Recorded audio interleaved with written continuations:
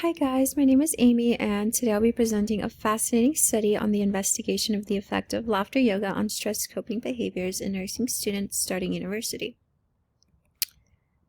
So for our outline, here's what we're going to cover. Who the authors are, what the study focused on, how they tested it, what they discovered, and finally the strengths and weaknesses of their study. So researchers asked themselves the big question, is laughter yoga an effective stress coping behavior for nursing students starting university? Just some quick background on laughter yoga. So it's a very free-flowing practice that mixes laughter exercises along with deep breathing from yoga. And fun fact, your body can't tell the difference between fake and real laughter, so even pretending to laugh gives real benefits. And it helps reduce stress hormones and boost endorphins, basically your feel-good chemicals. So for the benefits of stress, it's been proven to reduce stress, improve heart health, boost immune system, enhance one's mood and energy. And on the right here is the effect of chronic stress on the brain. And chronic stress doesn't just feel bad, it physically damages your body. It's been linked to diseases like diabetes, heart problems, and mental health issues. So managing stress early is incredibly important. And now for our authors, we have Alan Norton, Ugur Aslam, Gul Sabadez, Nazan Tuna Aran, and they all come from highly respected health science institutions and specialized hospitals. As for our topic, starting university is stressful for everyone, but nursing students face an extra layer, clinical practice, making life or death decisions, fear mistakes. In Turkey, students often deal with financial and academic pressures. Without healthy coping mechanisms, many students may turn to unhealthy outlets. This study explores whether something as simple as laughing could actually help. For method selection, researchers used a randomized controlled trial in which 38 first-year nursing students were randomly split into two groups. The intervention group got laughter yoga sessions while the control group received no sessions. They used tools to measure stress and coping, such as the PPSRS and the CBI scales.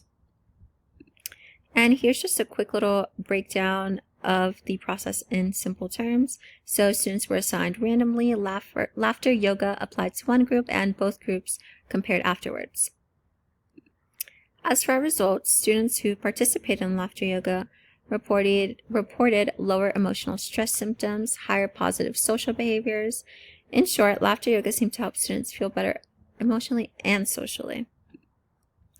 For our participants, only first-year nursing students over 18 were included. They started with more students, but 62 were excluded because they missed sessions. And it's worth noting that our final group was mostly female and relatively healthy.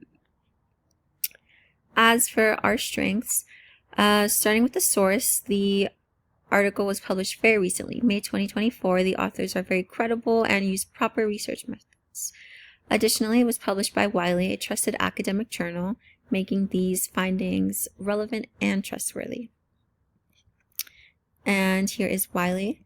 And for our participants, there are a few weaknesses to consider. So the participants are self-selected, so those who are already interested in stress relief might have been more likely to join. And there was also a gender imbalance, mostly women, and since men and women often cope differently with stress, this affects how widely we can apply the results.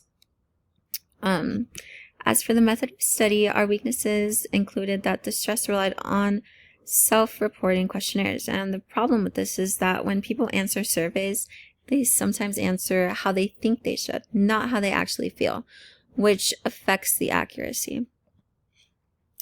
And for our results, the weaknesses is that these